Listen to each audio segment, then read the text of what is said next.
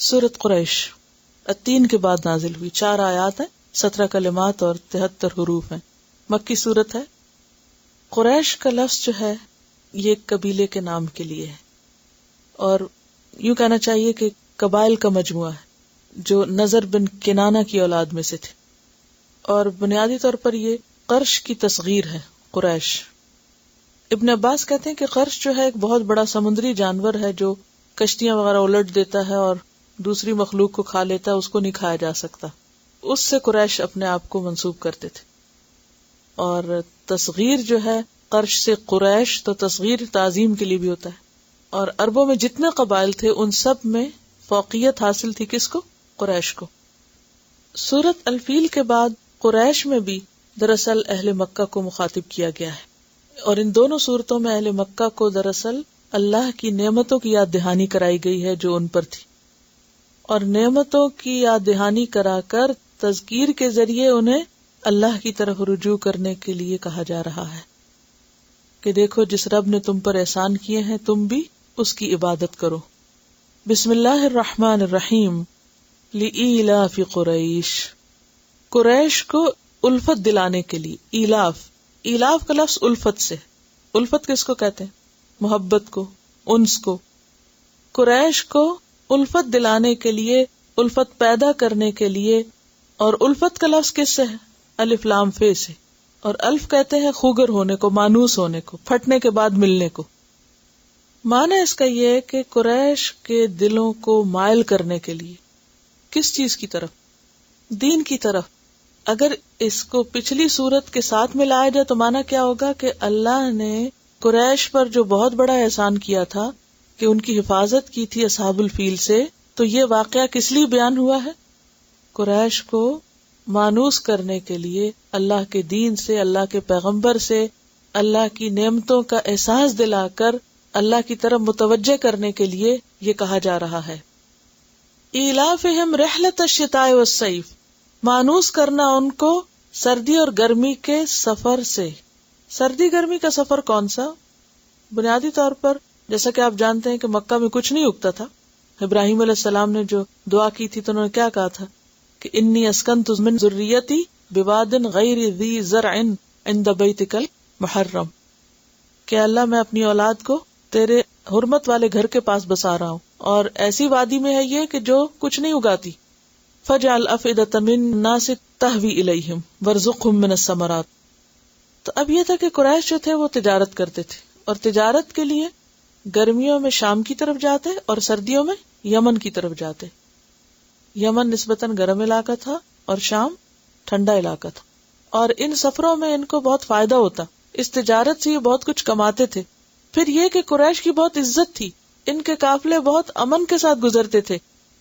سورۃ العنکبوت میں آتا ہے اولم یروا انا جعلنا حرما آمنا ویتخطف الناس من حولہم، کہ کیا انہوں نے دیکھا نہیں کہ ہم نے ان کے لیے حرمت والا، امن والا حرم بنایا اور لوگ ان کے آس پاس سے اچک لیے جاتے ہیں۔ اور چونکہ یہ کعبہ کے متولی تھے، کعبہ کے خادم تھے، تو لوگ ان کی بہت عزت کرتے تھے۔ تو اس کی طرف توجہ دلا کے کہا جا رہا ہے کہ دیکھو اللہ نے تمہیں اس کعبہ کی وجہ سے اور ان سفروں کی بدولت امن بھی دیا ہے، کھانے کو بھی دیا ہے، اور تمہاری مشکل وقت میں حفاظت بھی کی ہے، تو تم پھر کیا کرو؟ فَلْيَعْبُدُوا رَبَّ هَذَا الْبَيْتِ، فَلْيَعْبُدُوا، پس چاہیے کہ وہ عبادت کریں، رب هذا البیت، اس گھر کے رب کی، یعنی اللہ کی، الذی، کون ہے وہ رب؟ وہ جس نے اطعمہم، کھلایا ہے ان کو، من جوع، بھوک سے، یعنی ان کے ہاں تو کچھ نہیں اگتا تھا، تو کھانے کا انتظام کہاں سے کیا؟ ایک تو اس کعبہ کی وجہ سے کہ یہاں پر لوگ آتے تو ان کی تجارت بڑھتی تھی، دوسرے یہ کہ یہ خود سفر کر کے جاتے شام اور یمن کے علاقے میں، تو ان کی آؤ بھگت ہوتی، ان کی عزت ہوتی اور ان کی تجارت چمکتی۔ تو اب ان کو بھی کیا کرنا چاہیے؟ شکرانہ ادا کرنا چاہیے۔ الذی اطعمہم من جوع وآمنہم من خوف، اور اس نے امن دیا ان کو، یا امن میں رکھا ان کو خوف سے۔ ہر طرف قافلے لوٹ لیے جاتے اور ان کے قافلے کو کوئی کچھ نہیں کہتا تھا، کیوں؟ کیونکہ یہ عزت و احترام کی نگاہ سے دیکھے جاتے تھے۔ تو انہیں کہا جا رہا ہے کہ دیکھو جس رب نے تمہارے لیے دنیا کے راستے آسان کیے، تمہیں کھانے کو دیا اور تم کو امن دیا۔ آپ دیکھیے دنیاوی ترقی کے لیے 2 چیزیں بہت ضروری ہوتی ہیں، کیا؟ ایک کھانے کو اور دوسرا امن ہو تو انسان پھر بہت کچھ کر سکتا ہے نا. اگر آپ کے پاس کھانے کو ہے مگر امن نہیں تب بھی مشکل ہے، اور اگر امن ہے اور کھانے کو کچھ نہیں تو بھی مشکل ہے. تو یہ دونوں چیزیں دیں، دنیا میں مادی طاقتیں تم کو دیں، تو تم کیا کرو؟ اپنے رب کی طرف رجوع کرو. یعنی جس گھر کی وجہ سے تمہیں یہ عزت ملی ہے اس گھر کے رب کی عبادت کرو. اور عبادت کس کو کہتے ہیں؟ الخضوع والتذلل بالمحبت والتعظیم. دو اور لفظ بھی یاد کر لیں. اب خضوع اور تذلل کا مطلب ہے جھک جانا، دب جانا، بس سجدے میں پڑ جانا. سمبل ہے عبادت کا. سجدہ جو ہے سب سے زیادہ قریب کرتا ہے بندے کو اللہ سے. واسجد واقترب. اور محبت کیوں ضروری ہے اس میں؟ کیونکہ محبت ہو تو انسان شوق سے کام کرتا ہے، اور تعظیم ہو تو انسان گناہوں سے بچتا ہے. دیکھیں اگر والدین کی آپ کے دل میں محبت ہو تو آپ کیا کریں گے؟ شوق سے ان کی بات مانیں گے. اور تعظیم ہو تو آپ ایسا کام نہیں کریں گے کہ جو ان کو دکھ دے. احترام میں، رسپیکٹ میں. تو عبادت صرف کام کرتے جانے کا نام نہیں ہے. عبادت خشوع، خضوع، تذلل کے ساتھ ساتھ محبت اور تعظیم کا تقاضا بھی کرتی ہے. جس عبادت میں محبت نہیں، یعنی اللہ کی محبت نہیں، جو محبت سے خالی ہے، جو احترام سے خالی ہے، وہ عبادت نہیں. وہ پھر کیا ہے؟ بس روکھی پھیکی ٹکرے ہیں جو انسان مارے بندے بس چند ٹھونگے مار لیتا ہے زمین پر. نہ اس کی آنکھ سے آنسو بہتے ہیں، نہ اس کے دل میں کوئی شوق ہوتا ہے ملاقات کا اللہ سے، اور نہ ہی کوئی اور جذبہ ہے. تو اللہ تعالیٰ ہم سے ایسی بے روح اور پھیکی زندگی نہیں چاہتا. وہ کیا چاہتا ہے؟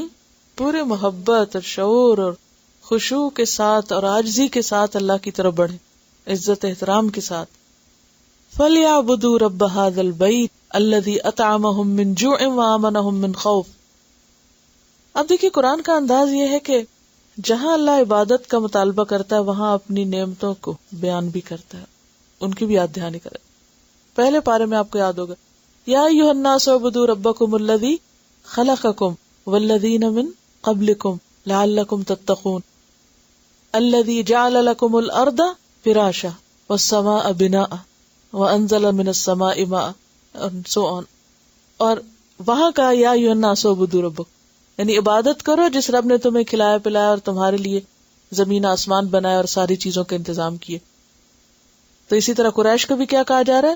کھاؤ پیو، سفر کرو، فائدے اٹھاؤ، لیکن اس رب کی عبادت نہ بھولو. یہ دو چیزیں آپ کو بھی ملی ہوئی ہیں، امن اور کھانا. تو یہ دو نعمتیں پا کر کرنا کیا چاہیے؟ اللہ کے بندے بننا چاہیے، دنیا کے بندے نہیں. اللہ کی طرف رجوع کرنا چاہیے کیونکہ اللہ کا وعدہ ہے لَإِن شَكَرْتُمْ لَأَزِيدَنَّكُمْ. یہاں شکر کیا تو آگے بھی ملے گا، لیکن اگر ناشکری کی فَإِنَّ عَذَابِي لَشَدِيدٌ. آپ دیکھیے کہ اللہ سبحانہ وتعالیٰ نے مکہ کو جو حرم بنایا، نہ وہاں پر پودا کاٹا جا سکتا ہے، نہ کسی جانور کو مارا جا سکتا ہے، نہ کسی کو قتل کیا جا سکتا ہے، نہ کسی کا خون بہایا جا سکتا ہے، نہ کسی کی بے حرمتی کی جا سکتی. ایسا امن دنیا کے کسی اور گوشے میں نہیں، اس درجے کا امن. اب دیکھیے کہ اتنے سالوں بعد اب لوگ کہتے ہیں جانوروں کے حقوق ہیں اور درختوں کو نہ کاٹو اور جانوروں کو نہیں مارو. یعنی کتنے قانون بنا بنا کے لوگوں کے اوپر مسلط کیے گئے ہیں، جب جا کر کچھ امن کی صورت بظاہر نظر آتی ہے، لیکن جو حقیقی امن اللہ نے وہاں رکھا ہے اس کا مقابلہ پھر بھی نہیں. میں تو ہمیشہ کہتی ہوں ٹینشن فری زون، ہر چیز سے بے نیاز، کسی کی فکر نہیں. کن چپلوں میں پھرتے ہیں وہاں؟ کوئی فکر ہوئی کبھی کہ کوئی کچھ کہے گا؟ کوئی کچھ نہیں کہتا. جیسا مرضی پہنو، جو مرضی کرو، ایک ہی دھن میں سمائے ہوئے جاؤ.